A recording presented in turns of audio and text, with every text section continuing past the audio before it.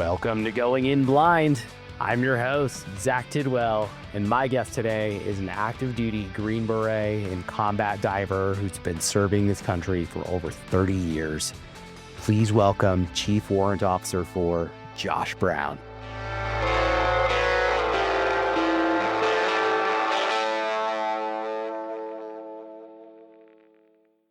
And to everyone at home, thank you for listening. Please take a second to help me grow the show so that I can keep delivering these conversations week after week for years to come.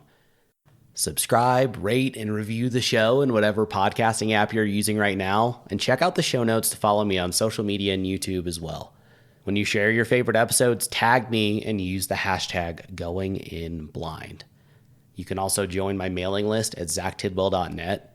And if you know someone you think I should talk to, have them send me an email at contact.goinginblind@gmail.com. All right, Josh, we're rolling. Thanks for making the time and for coming on. And I know in your busy pre-retirement time, you're and all the trips you guys go on, cutting out a lot of time, or cutting out an hour and a half here means a lot. So thank you. Yeah, no problem, man. Yeah. So you've had, for people at home, you're an active duty enlisted Green Beret. Have you hit 30 years yet? Yeah. So I'm a warrant officer now, actually.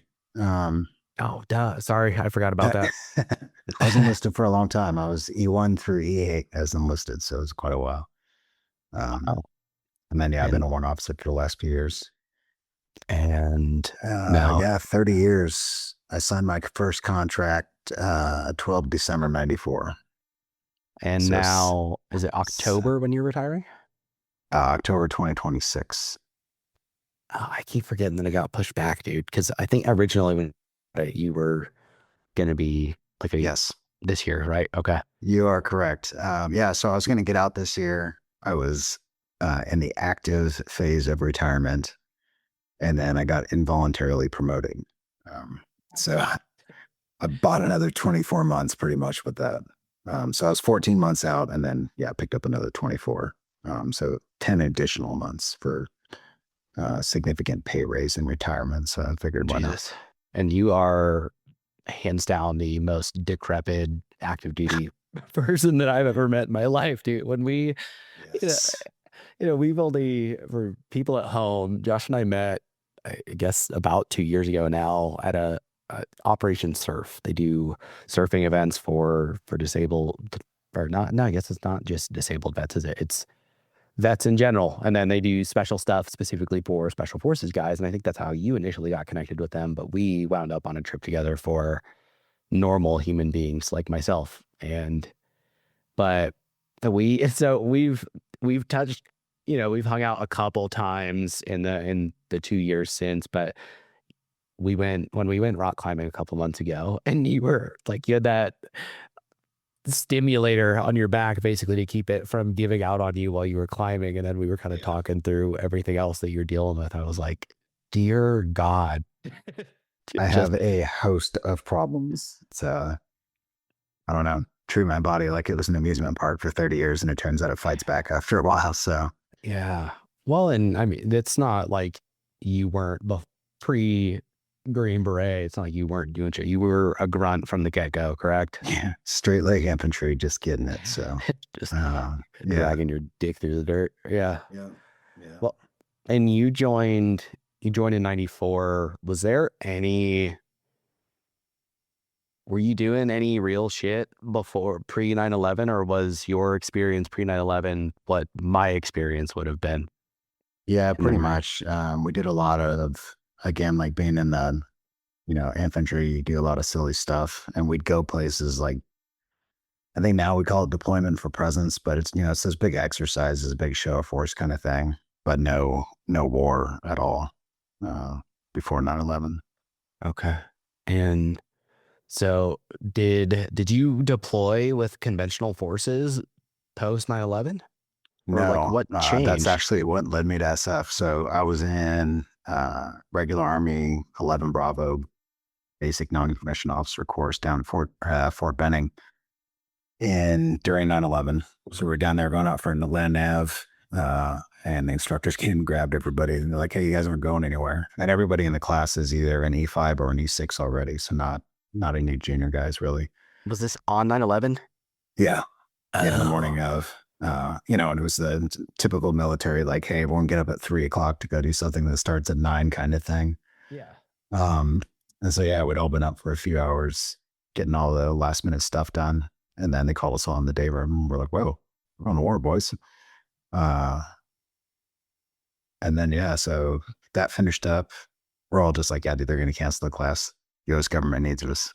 Not true. So we finished the course that we were in, and then I went back. I was stationed in Hawaii at the time. Went back out there, and we started doing all these like force prototype stuff. I think where nobody's really sure what to do, so let's just lock everything down and protect it to feel like we're doing something. And so regarding like housing developments, AAA hospitals are pretty. That would actually not be a bad target. That kind of stuff. And so we did that for Stateside? yeah, Okay. in Hawaii. We did that for a few months, and then I talked to the brigade command sergeant major, and I was just like, "Hey, like it's just doing it for me. Like, are we going to war or what?"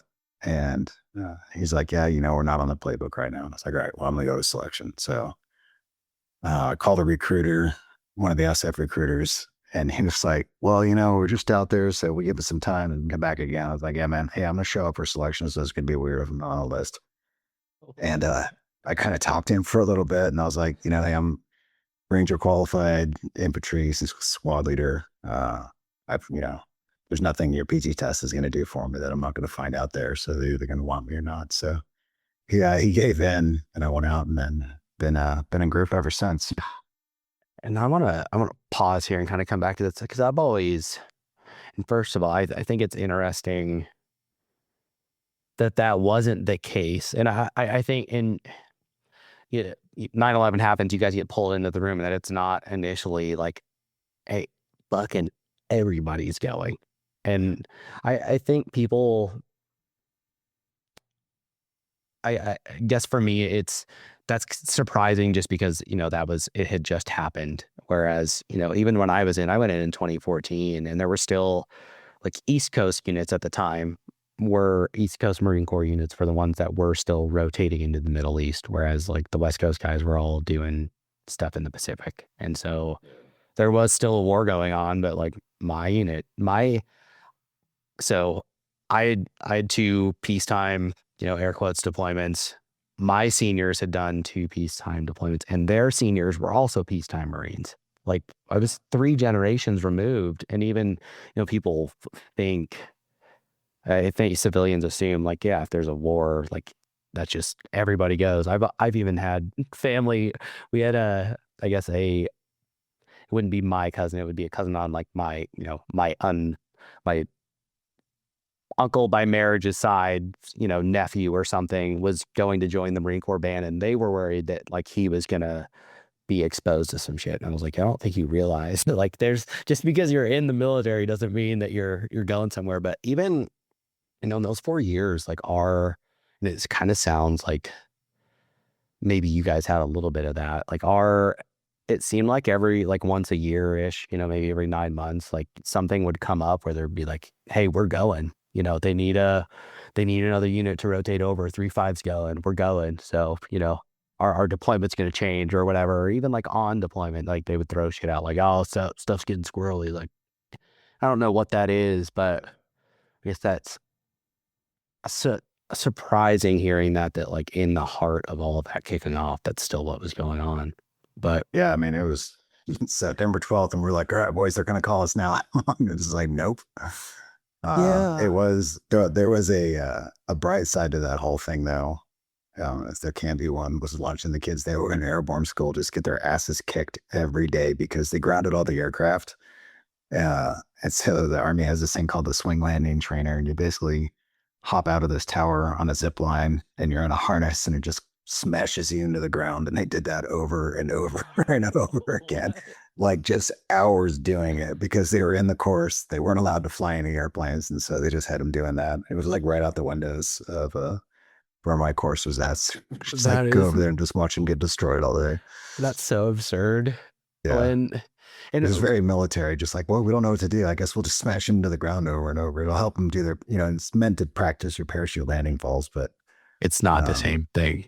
yeah, it's like you do a couple of them and then like, all right, this is going to hurt. And then you go do the real ones. But no, they're just getting blasted every day. Well, I mean, being the peacetime war hero that I am, the we obviously, like, you'll know this, some people listening may not know, like, you know everything that I did for 4 years was ranges.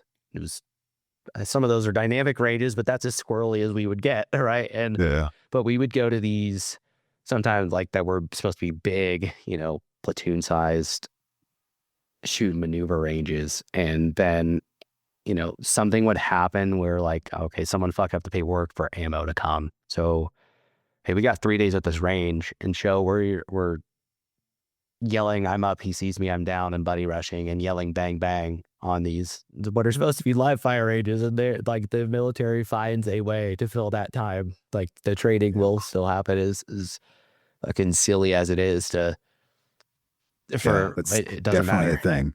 Yeah. Definitely a thing. Yeah. And I've always been kind of, I guess, confused with the whole Ranger thing. Cause I know there's Ranger tabbed, right? Like, if you go through the sleigh fest of Ranger school, you can get the tab, and then there's the Correct. actual, what's Yep. the difference between that and the Ranger units? So you get awarded a tab as completion of the school. And that's it. It's another patch. It's the same as your airborne wings or anything else. And so that's Ranger And qualified. yes, that Okay. is, you're qualified. You've got the tab. It's on your records and that kind of thing. Ranger regiment's another beast altogether. Okay. And yeah, I don't know. That's the best way to say it. Yeah. It was, A schoolhouse versus a lifestyle is probably pretty close to it. yeah, you get a taste of a sleigh fest, and then, okay. How did Q course compare to Ranger school? Uh, so the Q course is arduous, is probably the best way to say it. It's incredibly long. Like they revamp it every couple of years. They're trying to optimize it, right? So they cost less money and they get more guys through. And get the right rates of, Or it takes less time and they get more guys through it. Like it's all about force generation. As far as optimization goes, like cost and force generation, making more Green Berets. So I'll say that there wasn't any one part where I was like, oh God, I don't know if I'm going to pass this or whatever. You do a small unit tactics phase at the time. They changed the order after every couple of years also, but at the time that was one of the first things you did. So you went to Slatchno, which is 3 weeks long, and that sucked. And that's the you hear like 10% or 20% graduate kind of thing. Like, it was pretty, I think it varies class to class, but it's usually not a high success rate. You go back to your units, turn on all your gear, sign out new stuff or whatever, and PCS down to Fort Bragg. And then you do the small unit tactics course. At the time, it was about 45 days long. And it was like, holy shit. Ranger School Light is probably, there was like glimpses of Ranger School where you're like hungry and tired and, they don't let you sleep and that kind of stuff. But I think that downtime was more restorative maybe in SCT. So it didn't seem like it was as bad. Okay. And then we did MOS phase after that. So our occupational specialty, I got hit for 18 Delta, which was medic. So I did that for a year. But just the training portion of that. So That's just to get your actual, like, the Green Beret MOS. No, well, so that's part of it. You're not MOS qualified at the end of your MOS phase. So, Oh my God. yeah, you do like roughly 6 months. And again, it changes, the course length varies and then they put the gates at different spots, but it was about 6 months. The halfway point was the Special Operations Combat Medic course. And so we went to it, SEALs went to it, no, Navy corpsmen. I guess we had a couple of corpsmen that went, Ranger medics, that kind of thing. And so it's like a super paramedic, I guess. You do a lot of the paramedic skills that you see guys, in ambulances would do, and then you get to do a lot of other crazy stuff, like putting chest tubes in and crikes and all that kind of stuff that they just wouldn't let your average civilian do more for legal reasons than anything, I think. Did they, was this one of the infamous ones where they actually have like pigs and they'll shoot them and shit and you're supposed to save them? There's human role model training at phases of the course. Okay. Um, but yeah, so pretty cool. And then you work in a hospital a couple times, do a couple rotations there. And then the next 6 months of the course is more medicine based rather than trauma. So you learn a lot of the same skills that PAs have, and then just like some of the boring stuff, or not boring, but I guess not. Nobody goes to become a medic to figure out how to do dentistry and that kind of stuff, but Yeah. they teach you some of that as well. Okay. True story. I pulled a whole bunch of teeth out of it when I was in Iraq because all the Oh, gingies came up and they just had like horrible yuck mouth, and so we just yanked teeth all day. It was awesome. whoa. But yeah, so you get done with the medic phase and you do Robin Sage, roughly a month-ish. And that's sort of the immersive UW environment. So you're on conventional warfare scenario. It's out in North Carolina. They get, all the towns and counties and everybody's in on it. Law enforcement is in on it. So it's pretty cool.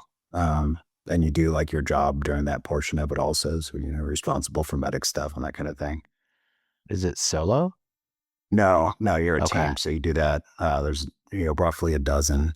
That's what the Special Forces A team is designed around, is 12 folks.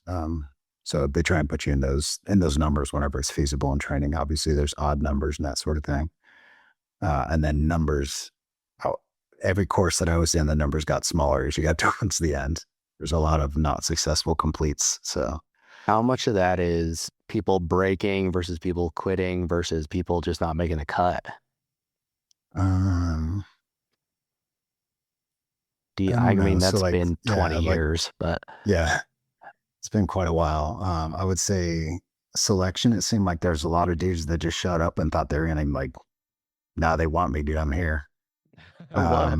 And there's very rigid sets of numbers that are your goals that you have to meet, on the purely on the objective side of things. Like if you don't meet these numbers, you're not what we're looking for, kind of thing.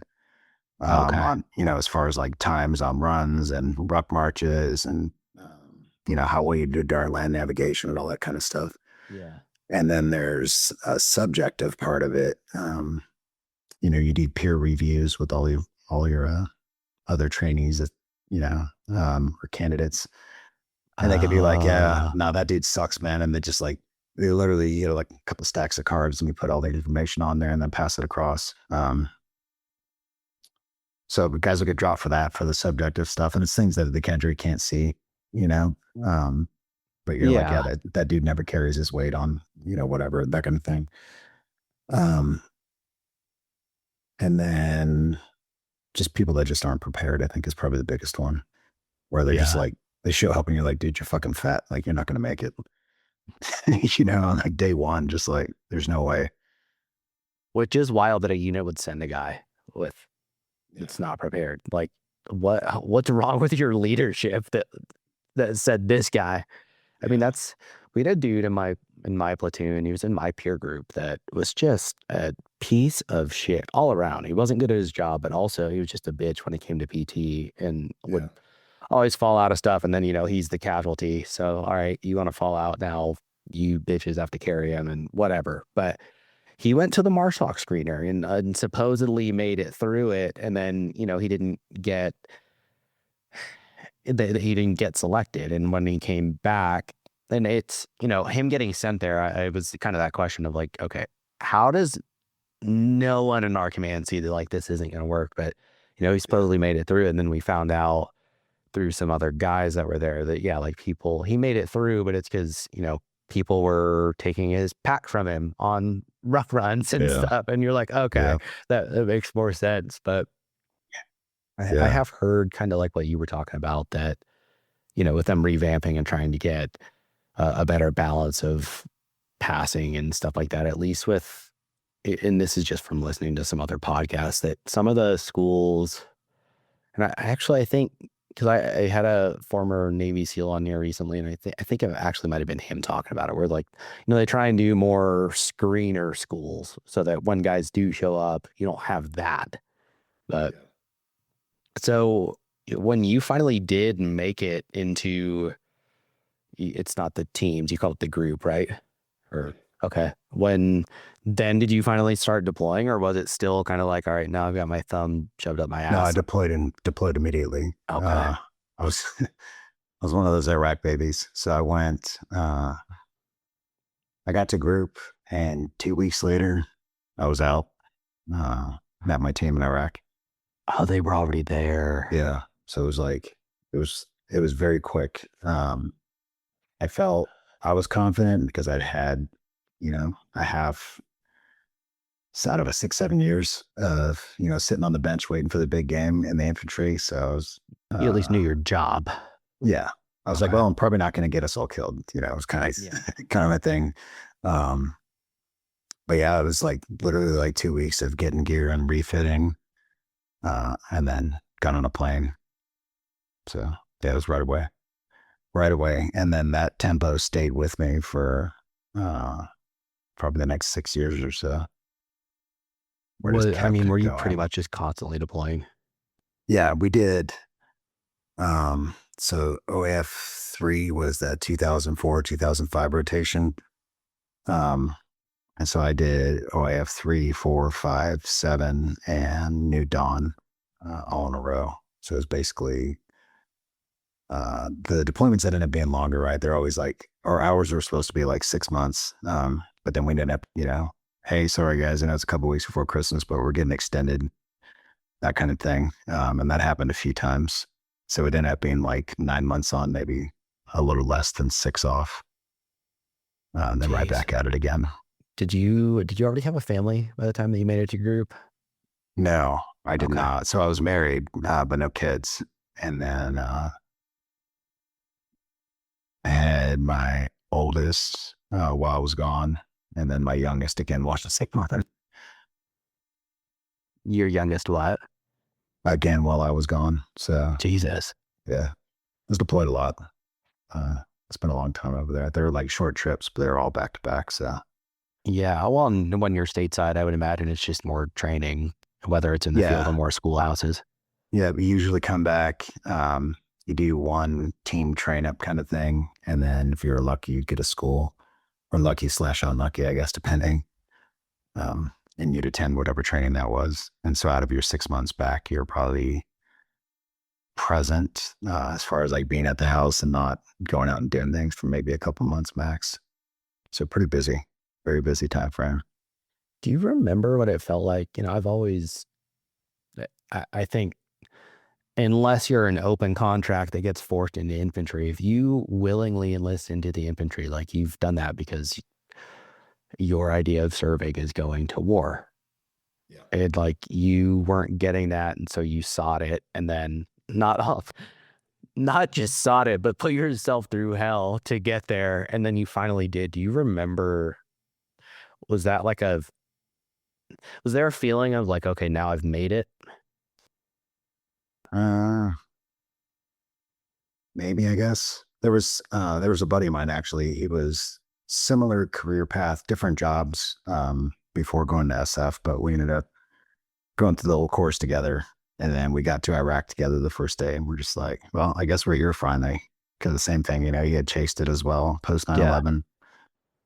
Uh, yeah, I guess kind of like, yeah, we made it. Not like I've arrived, but, like, well, we're here now. We'll see how this goes, kind of thing. Yeah. Do you remember there? I mean, I I've had got a exceptionally spicy rotations, I think is probably like, there was some name where some guy called them spicy vacations. And I think that was very much my experience. that's what one of And the it's, guys in your unit called it that? no, it was some meme. I don't remember who saw it. It was one of those, Fed Bro channels or whatever. Oh, okay. But yeah, spicy vacations. And I think that's pretty good way to Yeah, describe it. I would imagine. I mean, and because it was still, by the time you were over there, it was still very early, right? Oh yeah, it was hopping and popping. Like it was busy, very It's busy. just, and that's, I don't, I feel weird. Like I make a point not to ask guys that have been on here, the other combat vets that have been on here, like about combat because it doesn't feel, it's not my place, right? I haven't been, it feels weird, but you did I think it's what's up? I think it's different for everyone. Yeah. And even like a lot of it, I think is just like place and timing. So like I got to group and I left like 2 weeks later. And that was it. Went to war, and then repeated that for until Iraq closed down. I guess pretty much like just kept going back to war. Um, and I had friends that like showed up a group with me that ended up with 2 rotations to my 5 because of timing and just like the unit, like, hey, this company's taking this rotation off. And you're like, I didn't go on the last one. They're like, well, whatever, dude, you're assigned to this company. You're not going to war this time either. Whoa. And I just After, remember bumping into these dudes after like, I think it was probably my 3rd trip. Yeah, it was after the 3rd one. And I was like, hey, you guys going or what? Like, nah, dude, I got pulled off. Like, we're doing this other thing instead, And it was just like, wow, it sucks, man. Like, even after having made it into group. yeah, because it's all no one in the DoD is looking at the individual, right? Where they're like, oh no, I heard Zach wants to get his gun on, so we'll make sure we send him to war. Yeah. It's very much just like, hey, we have this myriad of tasks that have to get accomplished, and sorry, dude, it's not the war one you're going on this JSAT or whatever else. So Yeah, I guess even I naively, which is kind of ridiculous because I had just kind of tried explaining that to people that like, yeah, not everyone goes. Earlier, I guess I assumed with operators that's not the case, but that is just, you have to feel, if that's you, like the universe, I don't know what I did wrong, but like somebody hates me.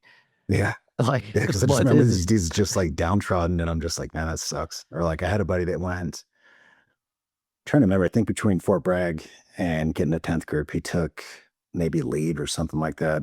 But he got to Colorado about a week after I did it, and he did not go on that first rotation because they're just like, yeah, sorry, dude, that's the last bird, and you're not on it, kind of thing. no way. It was just bananas. I was like, dude, that sucks. Like, Like, you just poor for him, you know what I bastard. mean? 'Cause, yeah, we went to the same things, and he's like, oh, go see back home one more time or whatever, and then who knows? Gosh.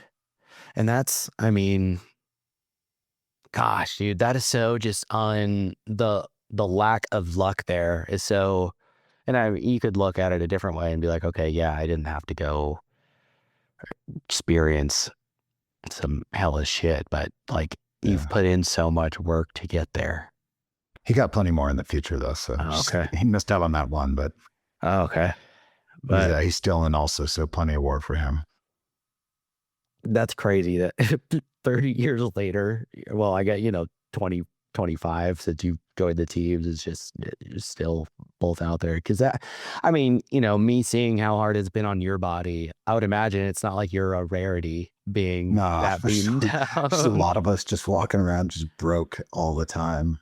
Uh, they built, it's been in the works for, God, I don't know, probably almost 10 years, a new like sports facility for us, workout area kind of thing. And the new one is like legit, like D1 level. Uh, we got the whole like hot tubs, ice baths, like all the physical trainers, more equipment than you could possibly use, kind of thing. So Is that just on? try and keep the wheels on the bus for us. Is that on Port Carson? Yeah, yeah, it's on Ah, our compound. I mean, that makes sense. They should, I mean, you guys are operating at the peak of in the world, like the peak of the military. That seems like someone kind of finally uh, acquired some sense and reasoning. We're like, hey, we need to actually put these guys back together when they're coming back from I these think a this lot of crazy it shit. like went down to straight numbers.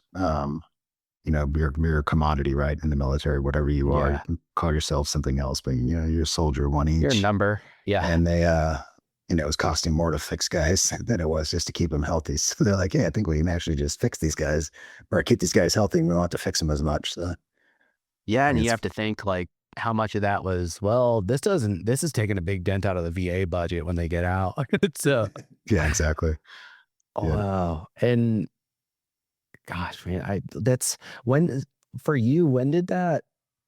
Because and this is me partially not understanding. Obviously, that world is so foreign to me because combat diving. I know when I met you, that was at least in like that. I don't know if that is a phase of your career or like a stage of your career, if that's just a thing that a lot of your guys get and become. But that seems like a hard left turn from deployment after deployment in the Middle East.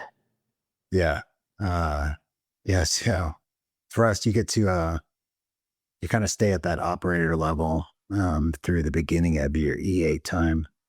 As a master sergeant, you get your team sergeant, which is like the pinnacle of most dudes' careers. And you get That's to a do that billet. for, yeah, you get to do it Okay. for 2 to 3 years. And so it's you and then a captain and then 10 others that work for you out on your 12-man team. So you're the senior non-commissioned officer there. And you get to do that for 2 to 3 years, I guess, depending, every time it fluctuates on needs of the force kind of stuff. But then after that, like your peers, staff, that's it. Like you're yelling at people to get off the grass and get haircuts kind of stuff. You're Uh, back to like normal military yeah. life. Yeah. And so I was just like, man, I don't want to do that. Um, so I was like, I think I can get out of it if I just go to the warrant officer course. And so I was supposed to be a first sergeant. And I went and talked to my command sergeant major and it's just like, hey, Mike, like, I think there's something I'd like to do kind of. Uh, he was like, all right, whatever, man. So just kind of signed off on it. Wasn't quite that easy, but signed off on it. And I went. I was a couple of weeks out from graduating in the warrant course, which is not a hugely physically demanding course. Like you do, PT and stuff, but it's nothing special. And I had gotten knee surgery right before I went there because I'd been putting it off for, a few years, probably 5 or 6 years, and then finally got it.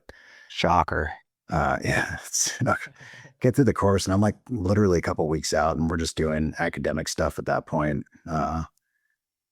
And it was, one of my bosses back at work, and he's like, "Hey, man, I'm gonna send you to dive school." I was like, "Yeah, that's not a good idea, man." I'm like, fixing to be 37 here very soon. Surely there's someone else.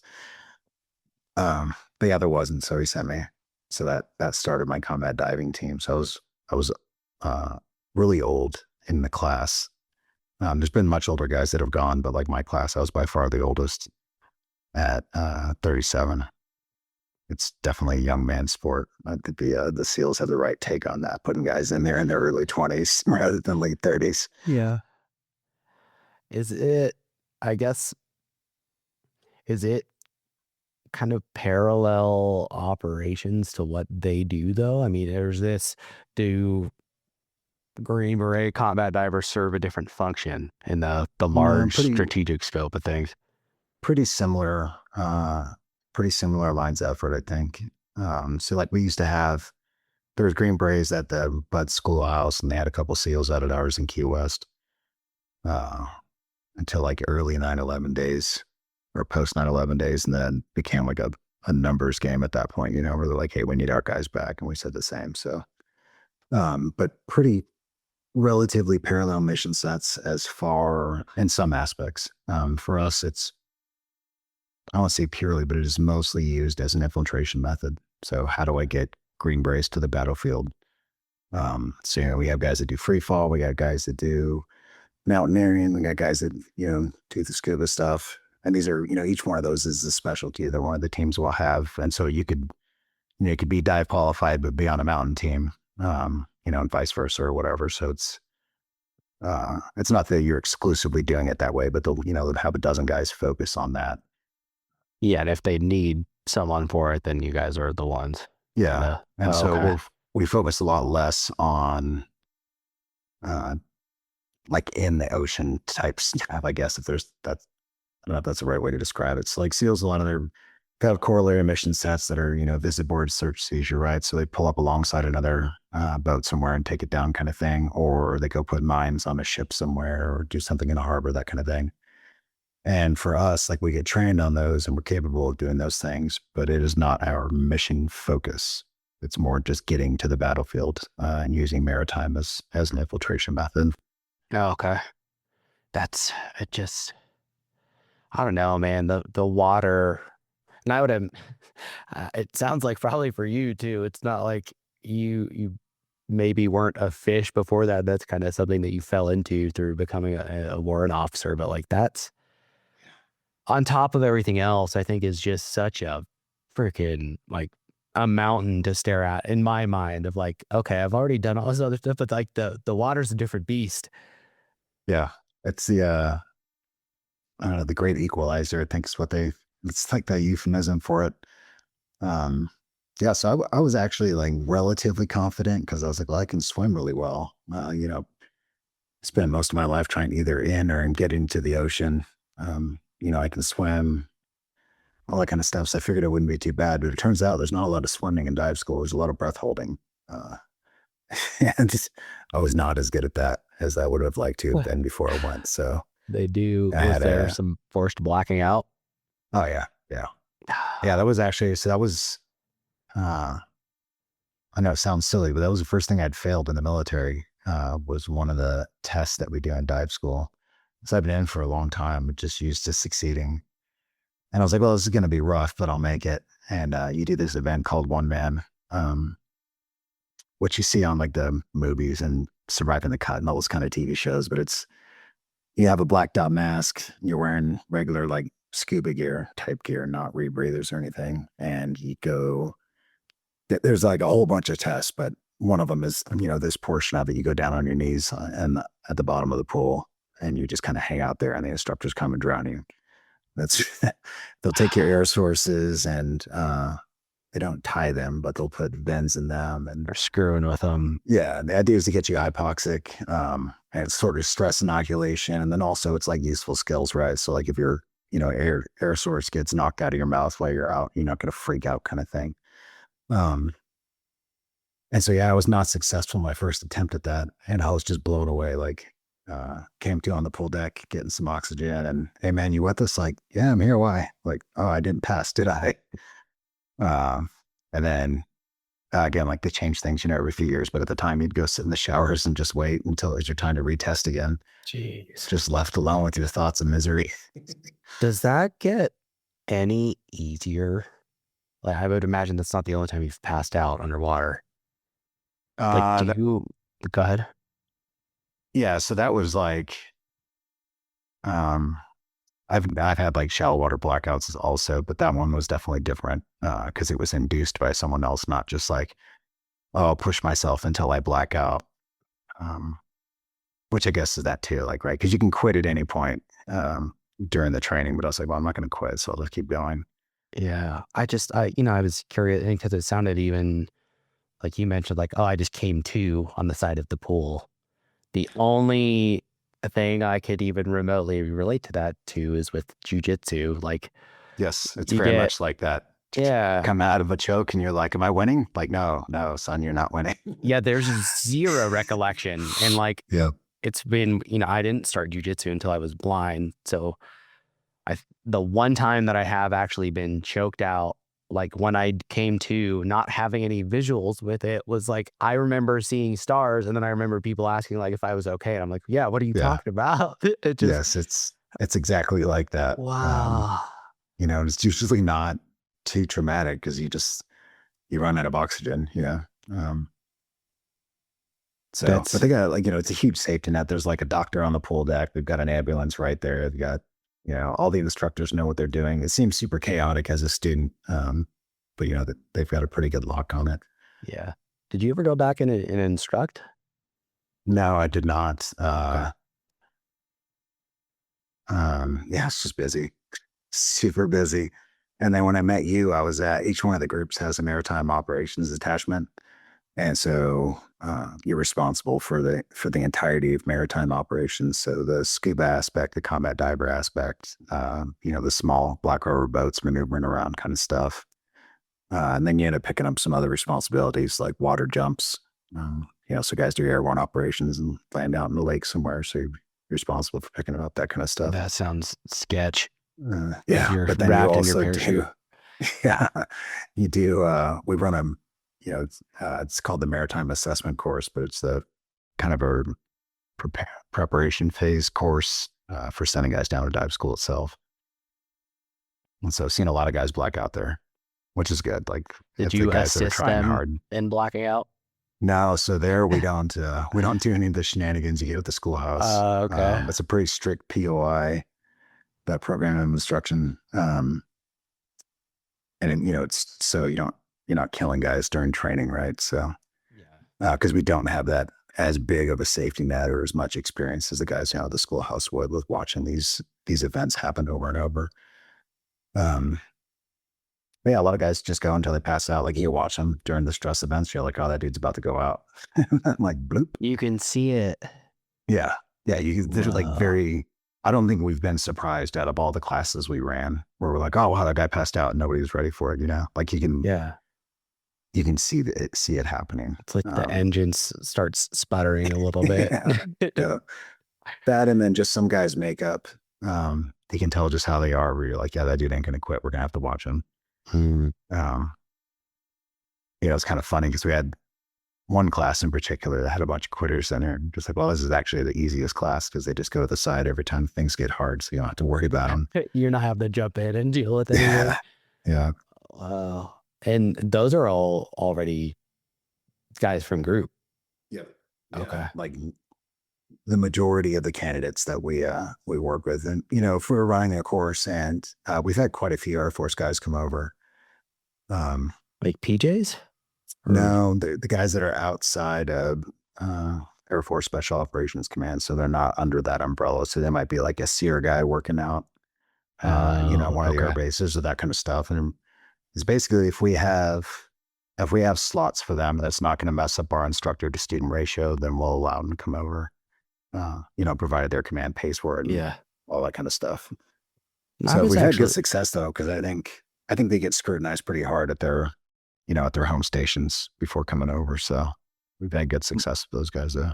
Well, yeah, because if you get an airman coming over and he shows his ass at the school, like that's the last thing they want. Yeah, exactly. There's a little extra added weight, I guess, to the command accountability there. But for you, and I guess that makes it, because I was very curious when I was thinking, today, like working out, I think about these conversations when they're coming in the afternoon to try and figure out what I want to talk about and stuff like that. But I was curious. I was like, how have you avoided just becoming the guy who's yelling at people being on the grass or walking on the grass, or because you didn't get a haircut this week or whatever? Yeah, and that's it, man. I've totally forgotten about that you are a warrant officer now. Yeah, right place, right time.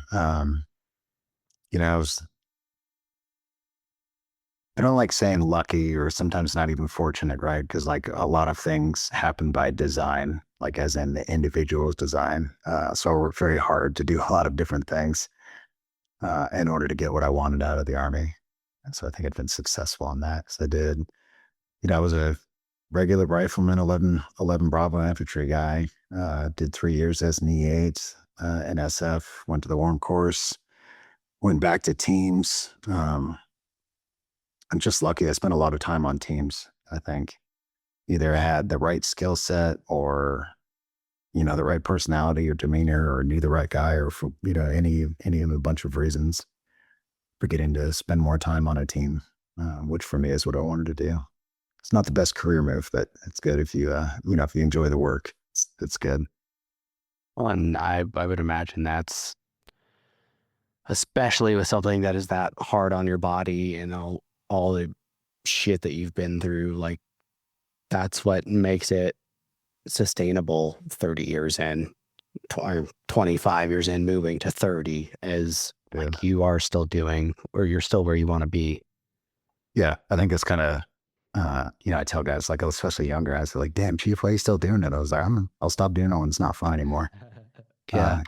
Still diving. We did a dive Friday, actually. It's not on public release yet, but there's a confined space that we needed to go dive in, and it was pretty cool. Just like, it was probably about 18 hours from 4-star command to asking if we could do it to us, like, yeah, we'll do it, and we executed it, and everything is pretty cool. Wow. Just being that flexible and having that level of autonomy, I think, was pretty fun. And at this point, you're still getting in the water for that stuff? Yeah. Yep. Dude. That's I always say like I'm going to go first because I'm not going to ask you guys to do anything I wouldn't do, but it's really in case he gets turned off halfway through. Oh, I got mine yeah, at least. yeah, It's like being at the front of the stick, jumping out of airplanes or something like that. And it's like not because I'm brave, it's because if I'm going to be up I, there, I want I, to get it I done, want not to see just it. yeah, not just miss out because like oh, there's engine drums, so the last half didn't Yeah. get to go or whatever. So Oh, that's just. I mean, I would imagine. And again, this is like you said. I recognize that, and even some of the stuff you didn't say in between the lines of what you said is like, yes, this, and I think this happens a lot where people do probably either from the outside looking in assign luck to things or diminish what people have done to get themselves into a position. But like I would imagine out of all, like, obviously you've made it in the group and you've done all these things, but for you to still have maintained where you want to be is just the how rare that is for people to do that. But yeah, again, what that does, that speaks to obviously your performance as a soldier and as an operator, but and obviously other people are seeing these things in you to even, for these things to continue being supported and other people supporting you in your career moving forward, like other people are seeing that. And that makes, I've only spent so much time with you, but your character, it's even I've seen little bits of it. And even, when I had Justin on here, Justin talked about the role that you've had and that you played and, still play in his life and did when he was struggling. And I would imagine that's not the only person that you've had that for. Like it's, you're a different kind of human being, man. You should be, I would hope you're proud of that. And you recognize and see that and you get a chance every once in a while, even if it's just a brief moment to realize like all the shit that you've done and accomplished in not just in service of the country, but on a more human level, like having an impact on keeping other people alive who are struggling between the ears. yeah, I think it's for me like it's uh, we just take care of each other. I think it's really it. If your brother's down, help him out, kind of thing. So yeah. I Do think in you, particular, SF is unique in that aspect of once you get to a team, you don't have to move a whole lot compared to sometimes SEAL platoons where they end up moving guys around a lot, and a lot of other specialty type things. Guys get moved around a lot, but um, they get to spend a lot of time together. So because of that, you're always looking out for other people, I think, and they're looking out for you. So it works out. is the need for that something that's actually acknowledged there? Yeah. Okay. Yeah. Yeah. It's good. Yeah, it's getting better, I guess, right? Like nothing's ever good. Like you lose one, it's too many. But I think there is I have seen the culture change significantly during my time at group. One of the guys laughing, he's like, dude, if you stand like 2 more years in group, I will have been in 10th group for 1/3 of its existence. Um, What? yeah, like US Army Special Forces started in 1952. And if I could just squeeze a couple more years out, I'll have been there for 1/3 of its existence. So that was like, made me feel quite old to be honest.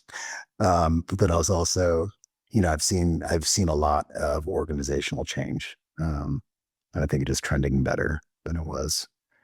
Like when I first got to group, nobody would seek out any sort of help from behavioral health or the psychs or whatever, uh, because there was a real threat of not continuing at an operator level. Like, hey, Like that they would pull you.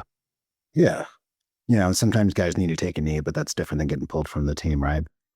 So you're like, hey, maybe just sit this one out or sit this portion of this thing out, uh, which is much more the attitude nowadays of like, hey, if you need to take a knee, man, just let us know. We'll put you on the bench for one season instead of for your career kind of thing. So Well, and I feel I think anyone hearing that is like, okay, that seems very reasonable. The fact that like it's taken like for it to get to there took a big shift is Yeah. sad. You know, it's Yeah. Yeah. I think it's like literally within the last 5 years or so is where I've seen a substantial change. Probably about 10 years ago it started, but I say within the last five where it's like, uh, it's more accepted, I guess. Like I go to behavioral health myself fairly often. And I'll put it on my calendar, on my Outlook calendar, so anybody who logs on can see it. Hey, can I get a meeting with Josh or whatever? I'm like, no, it says he's at BH. No like code words or anything, just like, hey, this is what I'm doing. Like I'm seeking help. Um, well, and I obviously I don't know if anyone has come to you and mentioned like, hey, I saw that and that made me go get help, but I would be willing to bet that it has.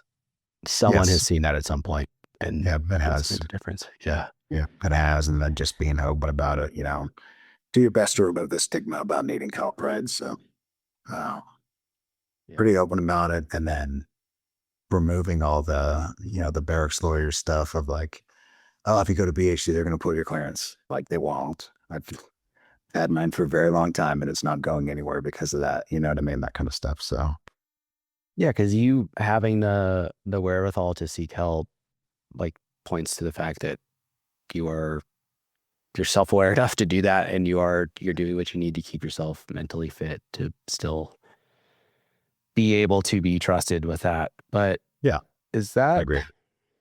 like, you said something when we went rock climbing, we were on the way down to Colorado Springs. I don't even remember what we were talking about, but I think it might have just been, I guess, maybe some of this kind of stuff when we were talking, but you'd mentioned, and I don't remember the specific context, but it was something you guys had gone on a raid or something, and you didn't even realize until, I don't know if it was like years after the fact or shortly after, like you had blocked out some of the combat that you were in this raid, or it was like, I can't remember if it was you guys getting off the helo and pretty much immediately got into it or what, but like, and I feel like we had talked about just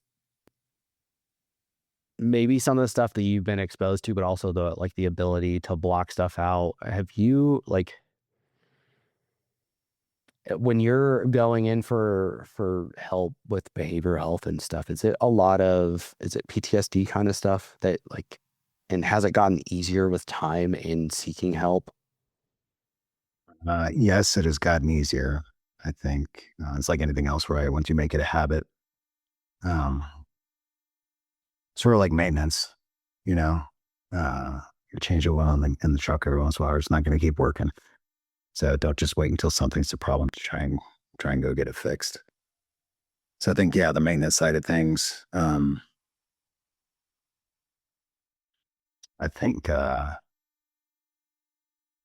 it's strange, right? So like the older you get, like, there's that saying, like the older I get, the better I was. And so you're trying to, you're trying to remember like the reality of it versus the myth of it. Well, yeah, With some memory's so things, slippery like that, dude. yeah, where you're Yeah. just like, nah, dude, we're doing this and that. And then you're like, dude, I was there. We didn't do all that. Like, Yeah.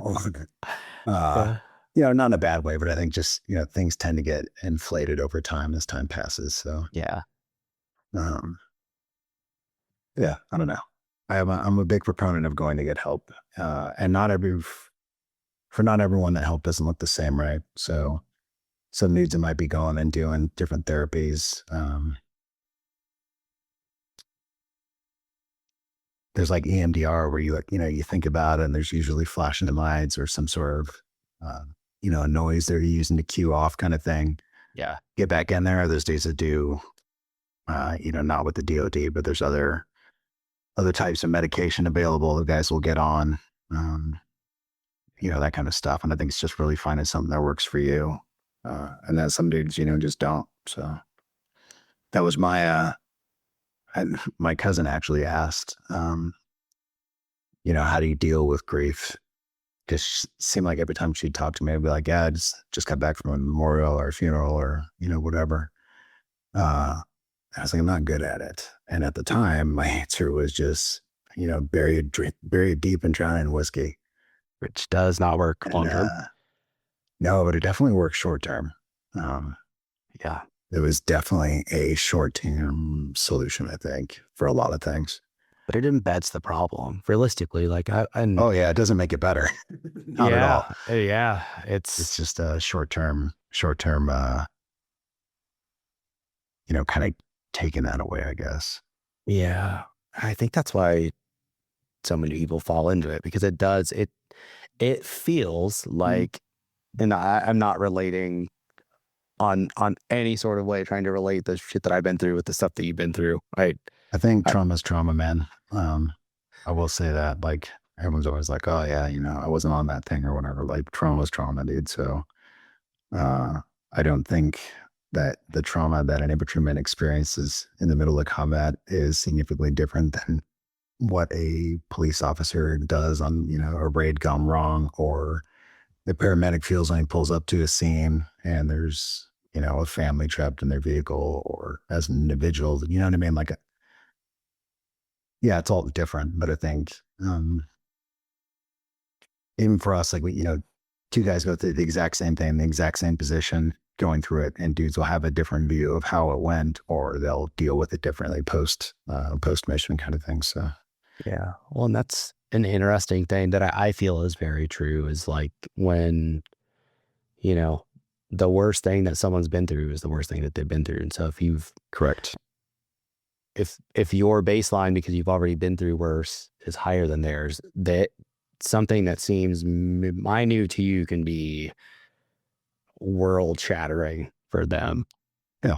Yeah, And I agree. It's like the docs ask, right? Like, what's your pain level at? And you're like a 6. And they're like, cool. What's the worst pain you've ever had? And you're like, I broke my pinky toe one time when I was 5. yeah, You know what I mean? Like it's a different level of pain. It's yeah, still very real. The worst pain you've ever had, but it's uh, relative. Yeah. And but I mean, you mentioned grief. Is that something that you've had? Has that been any worse than the stuff that you've been exposed to in like, in a literal sense of stuff that's happened, when you were at war is the, the grief side of things? yeah, for me, yeah. Ah, Uh, I have, I don't know, a good way to say it, like very little baggage about things that I did while we are gone. Uh, mhm. That's I think you interesting. couch it as like, doing what it takes to make a mission, or what, however, whatever the level of justification is. But for me, it was like, bringing myself and my dudes back. Um, not in that order, bringing the guys back and then myself, I guess. But Yeah. so I don't feel like I have any, I guess. A lot of baggage tied to that, as far as like you go through the experiences and that kind of thing. But I think the grief of losing brothers is much, much worse for me, at least. Yeah. Fuck, man. And that's like, I don't know. I feel like kind of forget about that, from the outside looking in.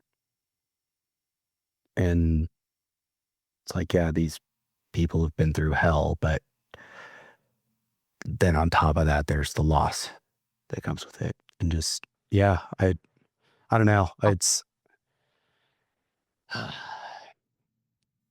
just the horrible side of all that. But with, Yep. have you, 'cause I mean, you're about to have a big life change here in a year and a half. Is this, have you thought about what you want to do next? Yes. So I still don't know what I want to be when I grow up. That's why I've been doing the same job since I was 18, right? Yeah. Uh, I'm going to be just shy of 50 when I retire. I'll turn 50 a month after I get out. Um, and I don't want to do anything for a little while. I think I just want to, To go surf and stuff? yeah, like literally just like go mountain bike, rock climbing, go to the ocean as much as possible, like having stuff for a little bit, sort of Peter Pan it up for a little while until that wears off. Uh, yeah, like Yeah. Don't have to be a real grown up. I haven't been a grown up yet. You don't need to start now, kind of thing. And I think again, like I was saying, at the beginning, like I've been actively preparing to retire for a while. They gave me the old hootie hoo, so I'm still around. But because of that, I think I've gone through a lot of the stuff initially that'll hit you, when you retire. So With the change of purpose and all that yeah, kind of stuff. yeah. But I've had like a lot of friends get out. For me, it was a semi-retirement, just coming off a team. I've been on the team for God, I don't know, 20 years of team time. Um, Almost 20 years of team time, continual.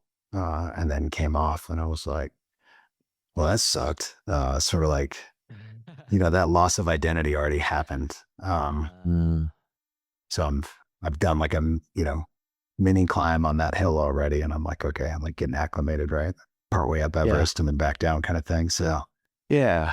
I had worked pretty diligently to do something in the whiskey distribution business for a number of years. And I quit drinking last year. Kind of a So problem, maybe being in that environment. You probably have to drink to like be yeah, real pretty hard, productive right? in that And world. especially if you're at like the high end of it, not like moving bottles, but moving barrels at 30K a piece. Yeah. I personally, even at the height of my drinking, would not buy a barrel off someone who tells me it's delicious, but then won't have a drink with me, right? It'd just be kind of weird. So, Mm. Yeah, it seems um, sus. yeah, like, no, it's really good. Like, oh, sweet, dude, let's go have one. No, I don't drink. Like, the fuck? So I, I've since shelved that plan, and I think I'm actually, I just want to do something outdoorsy, like maybe scuba instructing or something along that level. I think like a complete shift away from the military side of things and doing just like fun scuba kind of stuff. I did a trip, I guess about 2 months ago now. It was the first time I had done actual civilian scuba diving, like out with Ever? civilians and doing fun stuff. Yeah, like I've been a diver for quite a long time, but it's usually in the dark, in the cold. Not allowed to turn any flashlights on because the bad guys will see you, all that kind of stuff, right? Yeah. And then this was just like, yeah, dude, no, there's beautiful fish down there. We're gonna go check them out. Like, cool. So what's the mission? Like, stay where you can see me and don't cross the reef. Like, And put a that's it. smile on that face, big Yeah, guy. and then Yeah. and then I'm gonna tell you when we're going up and when we're done. And it was just like, uh, and then we did a night dive, which is funny because I've told all my friends this story too. And it's the first time I've ever turned a flashlight on underwater in the dark, out of like hundreds of dives. He never used one in the dark, like, I don't know. We were trying to guess how many dives he had. And I think, most of us are at a few hundred at least. Yeah. And, probably like 300 or 400. And, you never turn a flashlight on because you're supposed to be sneaking around. So, but then dude with the civilian guy, and he's like, turn your flashlight on. I was like, cool, flashlight check. Turn it back off and put it in the pocket. And he's like, no, dummy, like, take it out, leave it on. You're not gonna be able to see anything if you don't have a flashlight.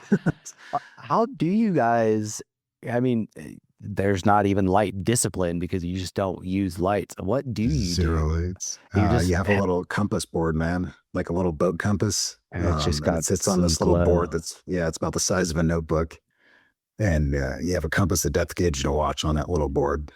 And you can, you guesstimate. It really is. It's mind blowing. Like I tried to explain it to, dudes that are, they're special forces qualified, ranger qualified, whatever. And I'm just like, yeah, dude, so this, you do it like a pace count, like you're walking a land nav course, except underwater.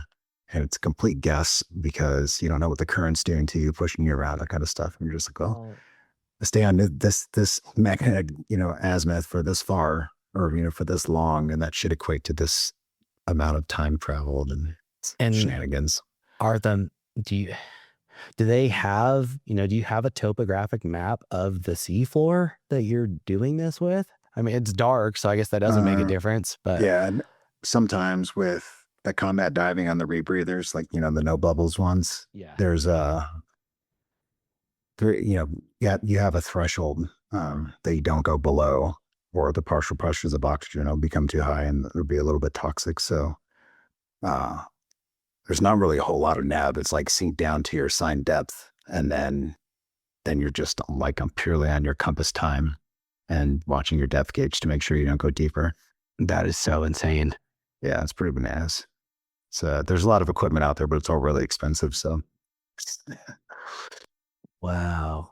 So yeah, here you are decades later, finally getting to use the light and enjoy yeah, the scenery. yeah, no, it was mind Uh, blowing. Like I signed Clara for going to scuba class because I was like I could probably teach her, and then I get one of my buddies to certify her, because we have some beats that are instructors and that kind of thing. I was like, or I can make sure she's actually going to enjoy it, and so I'll take her to a place that teaches it for a living. So yeah, we're she doing didn't that. need you taking her to a pool session and tying up Yeah, her fucking tubes and stuff. exactly, exactly. No, dude, that would be awesome. And because I was thinking about that. Like, yeah, it seems like that would be your spot, is doing something where you can still something outdoorsy and maybe still get some of your adrenaline need. I would imagine like you're gonna need to go buy a fast motorcycle or something. And then Yeah. but it's how long ago has it been since you stopped drinking? About 10 months now. It was Yeah, last dude, July. It that's was awesome. it was a friend of mine's. It was his anniversary, and so I was like sitting around the house drinking, feeling sorry for myself. Yeah. Uh, and I was a couple bottles in. I was like, wow, I've had 2 bottles of pretty high proof whiskey. I'm still functioning. Maybe I should not be this way. Uh, and so that was it. Just decided not to drink anymore, and had a the next week was not fun. Yeah. Oh, so you were physically addicted to it. Yeah, Holy it's shit. it's a nice way to say it. Yeah, it was the whole like puking, shitting, shaking, all the things for a few days at least. Just even aside from having to deal with the withdrawal, the mental strength to just see that and say I'm done and then actually be done is, dude, it took me 2.5 years. And Yeah, you I don't. decided in one night, like, yeah, fuck this. I'm done. Yeah, Wow. yeah. I guess we'll see in a couple of years, but uh, Well, at yeah, least for but the time being, I was like, there needs to be a definitive break from this thing. yeah. And then for myself, I think cold turkey is the only way to do it. There's a couple organizations out there. A lot of guys go to one down in San Antonio where they specialize in this sort of thing. It's like a 6-week inpatient, and they'll work on, the substance itself, right, which is a problem, but it's usually because of some underlying, PTS or grief or whatever. Yeah, that's how you're not Uh, dealing with things, is turning it yeah, off. and you're like, I don't like whiskey because it's that delicious. I like whiskey because I don't like thinking by myself, Yeah. And so uh, I was going to be in one of those over my birthday was like the time frame that was going to line up, and I was just like, yeah, I'm not going to do that. So just quit on my own instead. Plus, I don't think I'm not good at following directions sometimes. So they'd be like, oh, you need to quit because it's bad for you. You're like, fuck you, and just go get drunk. So Yeah, well, not doing it because you told me not to do it. yeah, exactly. Uh, I'm going to kill well, myself out of spite now. Like, yeah. yeah, so I'll show you how I could fuck my liver up. yeah. Yeah, that's well, and because I know, or I knew you had struggled with it, but I wasn't sure if that was something that you were wanted to have out there, so I wasn't gonna bring it up, but Oh you yeah. brought it up, No, I so don't, I was curious. yeah. But Yeah, oh, pretty open book, man. Live too long to have that many secrets. I'll get them all mixed up. So yeah, just that seems fair. Yeah. Oh, I mean, what's next for you guys? Or you guys, are you and Claire already planning travels and stuff for oh next yeah, we've already October? got a skipper trip lined up. Really? And then yeah, literally, I got her into this. There's an executive program at one of these places. So Yeah. you basically do instead of 2 weekends in a row for a couple hours each day, you're just there for like 10 hours, uh, like learning how to scuba. And then I'm taking you to another place and they give you like a referral letter or whatever that says, yeah, she passed all this administrative and pool work. So you do 4 dives in the ocean and then take I think she has to take another written test as well as like the skills test, like take your mask off underwater, that kind of stuff. Yeah. But then she should be good after that. Uh, and then we'll just go wherever. Yeah, that's hardcore. My open water cert was like a couple weekends. Yeah, And like, I think that's how most of them are. You do like maybe 6 hours over a weekend and do that 2 or 3 times. yeah. But yeah, we've got this one. It was funny because it costs more. You're like, such a scam, but like, whatever. I've noticed that a lot of the professional dive industry is very pyramid-ish, where you have these governing bodies that sit over the top and they're like, yeah, you can use our name to license people because you have to, but it's going to cost you this much per every person you license, kind of thing. Because I put I had a place put a quote together for the military. So I was like, hey, I need like all this spelled out. Like, what's this $50 for? That kind of thing. And a lot of it is just like, paying the tax to hire to use their name, kind of thing. Yeah, it's all licensing stuff. And Yeah. And all the organizations are like that. It's not this is a specific thing, but it was just, I hadn't realized, I guess. I was thinking like a bunch of hippies like hanging out on a beach kind of stuff. No, it is a yeah, business. I've started seeing that with investigating some ideas that I have with this software project that I've been working on for the last year, and like, potentials for other avenues that this can expand to, so that as I'm designing systems now, like they're set up to do that more smoothly, like down the road and stuff. And like, been coming across different organizations, to try and analyze how I could offer some of these services and stuff. And you see, I think that's kind of everywhere. Anytime that there's like some sort of certification or an accreditation or an approval, like at its core, that is a money making machine.